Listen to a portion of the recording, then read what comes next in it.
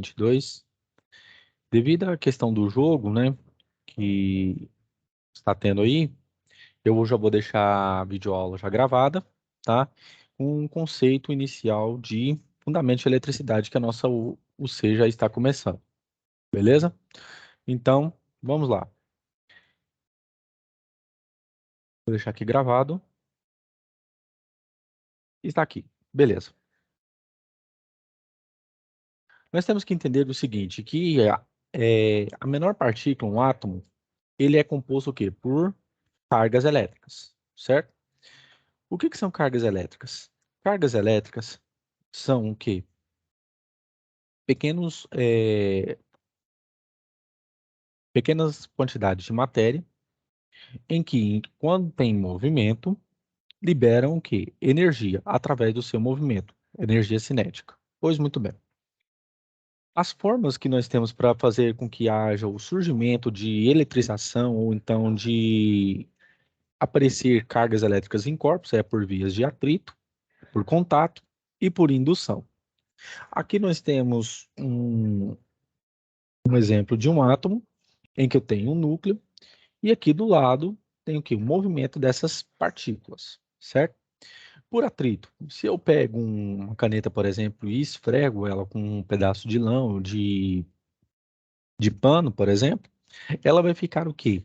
Um atrito, ela vai ficar o quê? Mais quente, entre aspas. E é nessa forma o quê? Que nós temos o quê? A eletrização por atrito. Você vai o quê? Mudar, né, o sentido das cargas para esse local o quê? Mais perto, né, que você teve o quê? Maior contato, beleza? Nós temos por contato, certo? Em que eu tenho, por exemplo, uma superfície carregada, um objeto carregado, como nesse caso, e vou colocar aqui um outro objeto também para ilustrar isso. Vou falar que aqui eu tenho, deixa eu ver se eu acho que achei um cubo, beleza? Então, eu vou fazer o seguinte, se essa esfera ela está sendo carregada,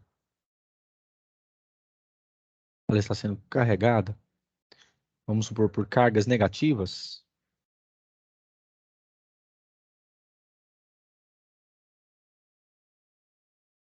quanto mais próximo esse cubo estiver dessa esfera carregada, ele também vai carregar. Ou seja, neste lado aqui, vou sugerir o quê? As cargas positivas. Porque cargas elétricas de sinais diferentes se atraem, enquanto que cargas elétricas de sinais contrários se repelem. Beleza? Então, nessa face aqui do cubo, eu vou ter o quê? Carga positiva, beleza? E aqui do outro lado eu tenho o quê? O surgimento de cargas negativas. Tudo isso por contato, certo? Por indução, a mesma coisa. Eu tenho aqui essa esfera, por exemplo, e nela eu vou fazer o quê? Eu vou ligar ela a um circuito com uma certa resistência, uma tensão, beleza? Uma tensão, uma resistência. E conforme está circulando uma corrente elétrica em direção a ela, chamada de I, vai surgindo o quê? As cargas elétricas ao redor dela, certo? Carga negativa, positiva, e assim por diante. Isso aqui o quê? Por indução. Muito bem. A lei que descreve o comportamento das cargas no processo, se elas vão ser atrativas ou repulsivas, é a lei de Coulomb, em que eu tenho a força elétrica, que é calculada por uma constante, pelo módulo das cargas sobre essa distância entre elas separadas ao quadrado, certo? Essa lei que me demonstra que cargas positivas ou cargas de mesmo módulo, elas são o quê? Sofrem um processo de quê? Repulsão. Repulsão. Enquanto que cargas elétricas de sinais contrários, elas sofrem o quê? O processo de atração.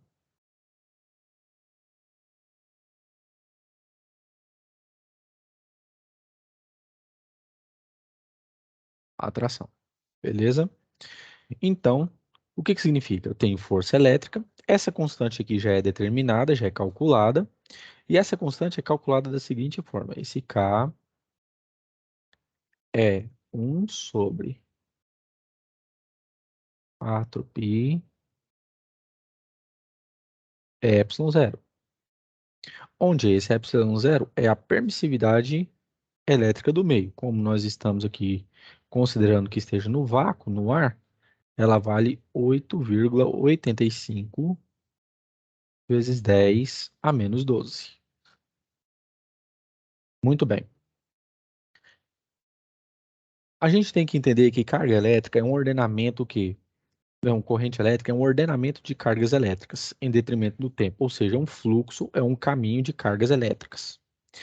O, o cálculo da corrente, de maneira bem simplificada, é ΔQ, que é a variação de carga, pela variação do tempo. Muito bem. E eu tenho que entender o seguinte, que existem duas formas distintas de corrente, certo? Eu tenho a corrente do tipo contínua, onde eu tenho um gráfico aqui da corrente em amperes pelo tempo, que ela não sofre modulação, e tenho aqui a corrente alternada, certo? Em que ela tem um ponto de máximo e o ponto de quê? De mínimo. E é a corrente que chega até as nossas residências. O equipamento que mede tensão, corrente e também resistência é o multímetro, certo? Nós temos aqui um deles aqui demonstrando. Nós temos aqui o cabo em banana, de ponta prova. Nós temos a escala de tensão contínua, que ela pode ser mudada, certo? Pode ser milivolts, kilovolts ou apenas volts. A escala de resistência, quiloohms, miliohms. Temos a chave seletora, que organiza tudo isso. E nós temos os burns, né, de conexão, um negativo e o outro positivo. A escala de corrente contínua, miliamperes, amperes, e também a escala em alternada. E nós temos aqui o visor para mostrar isso. Esse multímetro aqui é o mais antigo, né, o mais habitual que nós encontramos nos laboratórios. E aqui embaixo nós temos um multímetro em forma de alicate, é o mais moderno nos dias de hoje, certo? Neste lado aqui nós temos o quê? Um watímetro, não, um amperímetro, perdão, um amperímetro, que é o equipamento que mede o quê? Exclusivamente corrente, corrente elétrica,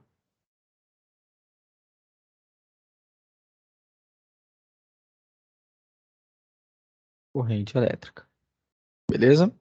Ah, professor, mas se eu quiser, por exemplo, calcular potência, potência chamo de PT para não confundir com peso, força-peso, nós temos o quê? O vatímetro. E força? Dínamo. Vatímetro. Determina o quê? Potência, por isso que a potência é watt, a unidade de medida dela. Ok. Como um dos fundamentos da eletricidade, nós temos que entender o quê? Que circuitos elétricos é um conjunto de instrumentos, né, e cuja finalidade é o quê? Proporcionar energia elétrica para os equipamentos. Os circuitos elétricos, eles são compostos por uma fonte de alimentação, uma resistência, certo? Que a resistência, ela propriamente, ela converte energia elétrica em calor, térmica. Capacitores que armazenam energia elétrica, por isso que tem um material dentro deles que é chamado de dielétrico. E nós temos indutores que fazem o quê? Surgir campo magnético nesses circuitos e armazenar esses campos magnéticos, que são muito importantes, principalmente para circuitos do tipo RL, RLC e também para motores elétricos quando nós formos trabalhar isso aí mais para frente. As leis que compõem a base da eletricidade são o quê? As leis de Ohm. A primeira lei de Ohm, o que relaciona o potencial de uma fonte com um resistor. Trata-se de uma função do primeiro grau, ou seja, né, eu tenho a tensão que, de acordo com a minha resistência e a minha corrente, eu posso determinar o quê? O funcionamento desse circuito elétrico. E vou demonstrar para vocês como isso acontece na prática, ok?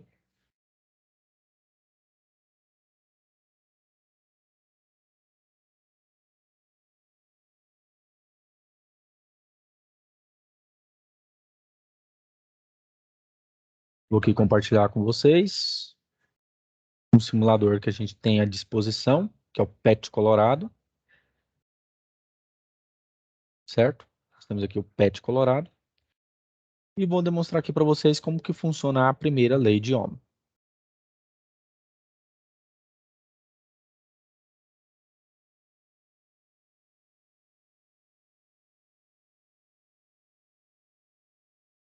Traduções. E aqui eu tenho. Eu sei que tensão é igual a corrente vezes a resistência. E o que que eu vou fazer primeiro, de início? Aqui de novo. Pronto. Aqui. Eu sei que tensão é igual a corrente vezes resistência. O que que eu vou fazer de primeiro? Eu vou diminuir a minha tensão.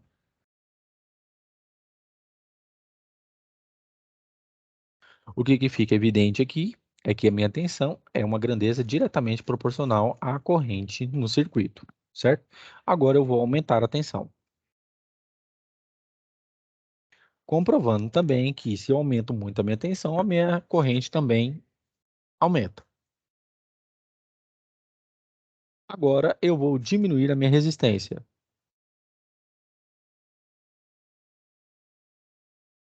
Comprovando o quê? Que se eu diminuo a minha resistência, a minha corrente, o quê? Aumenta. E vou fazer o caso contrário. Isso aqui fica evidente o quê? Se eu aumento muito a minha resistência, a minha corrente diminui, a minha tensão não é alterada, mas o que que eu posso comprovar isso aqui? Que corrente é uma grandeza inversamente proporcional à resistência. Beleza? Vamos voltar lá para os slides. Pois muito bem. Como que a gente faz isso aqui na prática? Beleza. Um pequeno circuito é montado a fim de ligar uma lâmpada incandescente. Se a lâmpada tem 220 volts de tensão e a corrente que atravessa é de 12, calcule a resistência. Então, o que eu vou fazer? Utilizo a primeira lei de Ohm. V igual a RI. Minha tensão, 220. Minha resistência que eu quero achar.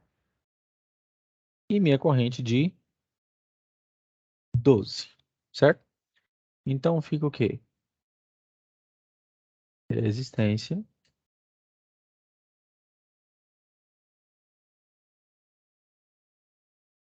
220 dividido por 12. Se eu fizer essa conta, eu vou descobrir que a minha resistência é aproximadamente 18,3 ohms. Ok. Agora, essa aqui de baixo.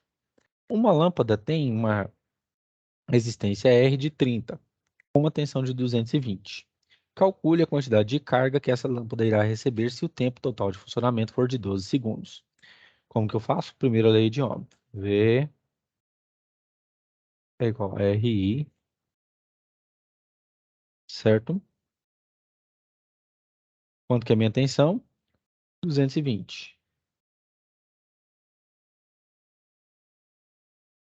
A minha resistência é 30 e vou calcular a minha corrente. Então, minha corrente vai ser o quê? 220 dividido por 30.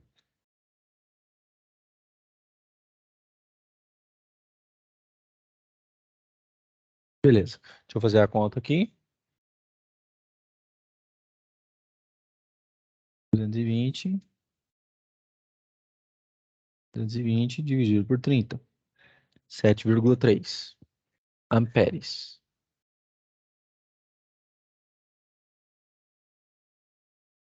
Amperes. Então, o que que ele quer saber? Ele quer saber a quantidade de carga que essa lâmpada irá receber. Então, eu sei que corrente é igual a variação de carga pela variação do tempo.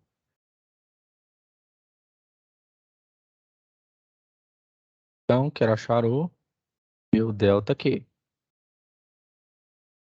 Fica minha corrente 7,3 vezes o tempo de 12 segundos. E isso, se eu fizer, vai dar 87,9 coulomb. Então, a quantidade de carga, aqui, ó, 87,9 coulomb. Beleza? Ok. A segunda lei de Ohm, ela relaciona a corrente elétrica que vai passar nos condutores. E que vai depender do quê? De um fator muito interessante que é a resistividade. Cada material tem a sua. Por exemplo, em fios, né, que são de cobre e materiais metálicos, a resistividade é o quê? Muito baixa. Porque o que significa resistividade? Resistividade é a capacidade máxima, certo? Perdão, é a capacidade máxima que esse material tem de proporcionar que haja o quê? Circulação de cargas elétricas. Beleza? E aqui determinamos a segunda lei de Ohm, que eu tenho a resistência, a resistividade, o comprimento pela área, certo? Então, muito bem. No fio de cobre é atravessada uma resistência de 30. 30. E quero achar o quê? A resistividade do material. Então, tem a resistividade, que é o ρ, vezes o comprimento, que é 12, dividido pela área de 54. Como que fica? O meu ρ vai ser o quê? 30 vezes 54,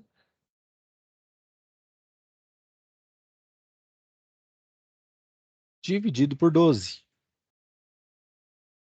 certo? Então, fica 30 vezes 54, dividido por 12. Então, a minha resistência desse material vai ser o quê? Rho é igual a 135 ohm vezes metro. Ok, beleza? Isso aqui é uma lei muito útil. Vamos supor aqui um caso prático, por exemplo. Falar assim, um certo técnico quer mudar a bitola do fio do chuveiro, que era de 1,5 milímetros para 6 milímetros, certo? Beleza. Se ele fizer isso, se ele mudar aqui a bitola do fio, o que vai acontecer? Né, em metros quadrados? Aqui, resistência, ela é inversamente proporcional à área, certo? Então, nesse caso, se eu aumentei muito a minha área, a minha resistência vai o quê? Diminuir. Vai ter o quê? Um fluxo maior de corrente. E se eu tenho um fluxo maior de corrente, o que acontece, pessoal? É como se o chuveiro estivesse o quê? Em curto. E se isso acontece, pode surgir o quê? Problemas, né, na rede elétrica, inclusive até problemas com as pessoas lá, que pode dar um curto, pode vir energia demais, dependendo da corrente, e isso pode causar acidentes e até mesmo mortes. O gráfico que corresponde à característica desse resistor, dessa resistência, é o quê?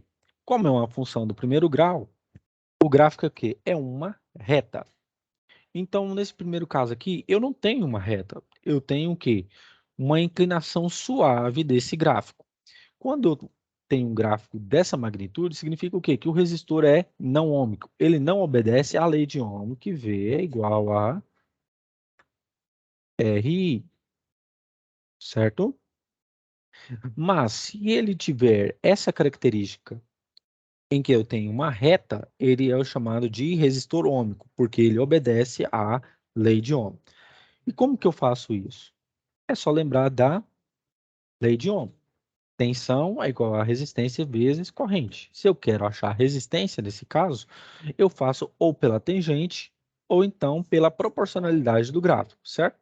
Por exemplo, aqui eu tenho 5 de tensão dividido por 1 de corrente. Quanto que dá? 5 dividido por 1, 5. Mas aqui, 10 dividido por 2, a mesma coisa. Vai dar o mesmo valor, se torna um valor constante. Aqui nós temos os resistores, certo? Aqui é o que nós vemos para a questão de resolução de exercícios, resistor fixo, que é a simbologia dele, o potenciômetro, que é um resistor que você pode regular a resistência dele, e o trípode, que é de o quê? De chave, correto? Em que você pode regular a resistência dele também. Nós temos resistores em série e resistores em paralelo. Quando está em série, é porque está submetido à mesma corrente. E o que é resistência equivalente? É você pegar todas as resistências do circuito e substituir por uma só, que vai fazer o trabalho de todos que estavam lá. Então, resistores em série. É você pegar e somar R1 mais R2 até a quantidade de resistores que tiver.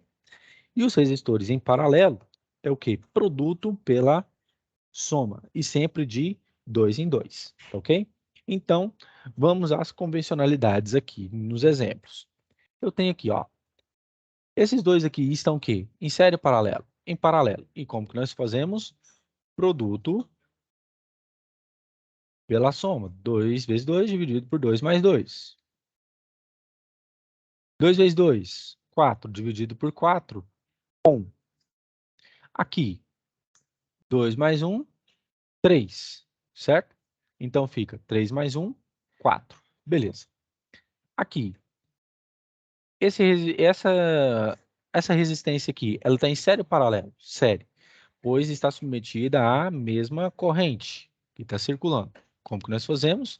Adicionamos 10 mais 5, mais 3, mais 5, mais 12. E chegamos ao valor de 35. Aqui, série ou paralelo? Paralelo. Está submetido à mesma tensão. Então fica 2 vezes 2, 4. Dividido por 2, 1. Certo? Então fica 1 aqui e 3, certo? Então fica 3 com 1, que estão em série, fica o quê? 3 mais 1, 4. 4 ohms. Aqui, eu tenho o quê? Esses dois resistores aqui estão em quê? Em série. 6 mais 2, 8. Esses dois aqui, como nós já fizemos, estão em paralelo. 2 vezes 2, 4. Dividido por 4, 1. Certo? Então, 8 mais 1, 9. Esse aqui, esses dois estão em quê? Em paralelo. 2 vezes 2, 4. Dividido por 4, 1. E aí o meu circuito vai ficar como? Vai ficar, atenção aqui, resistência de 4, e aqui a resistência de 1. Estão em série paralela.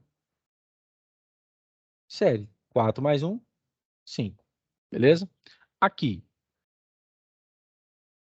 esses dois, o que nós temos? 4 mais 2, 6. Esse aqui, produto pela soma. Então fica, pois estão em paralelo. 2 vezes 4 sobre 2 mais 4. Então fica 8 sextos. Beleza. Então o meu circuito vai ficar dessa forma.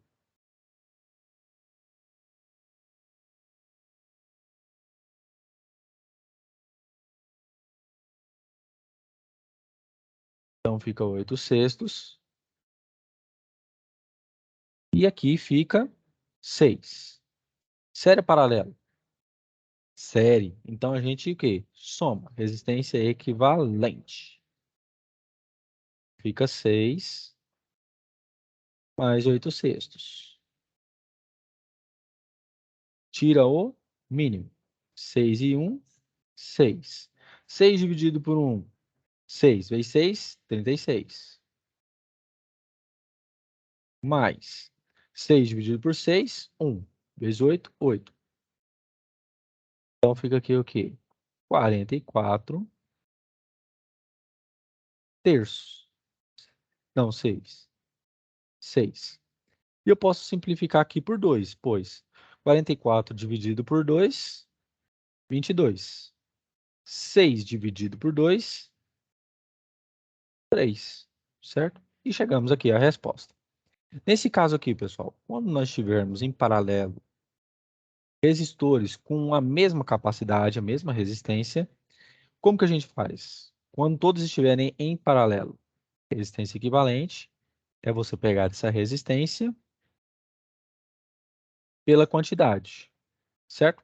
Como aqui nós temos 3, esse é 3, e a resistência que eu tenho aqui, 2. Então fica 2/3, beleza? Aqui nós temos a questão de cálculo de potência, que é uma grandeza que vai determinar o trabalho, a energia pelas demais ações, certo? E eu vou fazer isso aqui para finalizar esse circuito baseado na lei de Ohm, certo? Eu vou falar que tem uma corrente circulando aqui, e como que eu faço? V é igual a RI. Tensão, 30. Resistência, 5 kg, que é 5 vezes 10 a terceira, ou 5.000, vezes o I. Então, o I fica 30 dividido por 5 vezes 10 ao cubo.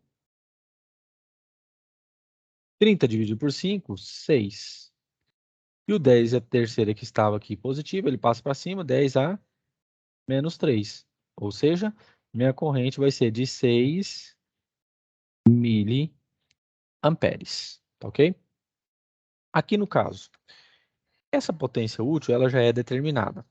É a tensão pela corrente, certo? Como que a gente chega nessa aqui de tensão de potência dissipada? Eu sei que V é igual a RI, certo? E vou substituir o valor da tensão. Então, no lugar da tensão, coloco R vezes I. E o I que está aqui já. Pronto, então fica RI quadrado, que é o cálculo da potência dissipada. Beleza? A potência total, a mesma coisa. Ao invés de eu substituir na tensão, eu vou substituir na corrente. Como que fica? Fica tensão. A minha corrente é como? V sobre R, a partir da lei de Ohm. Então, fica o quê?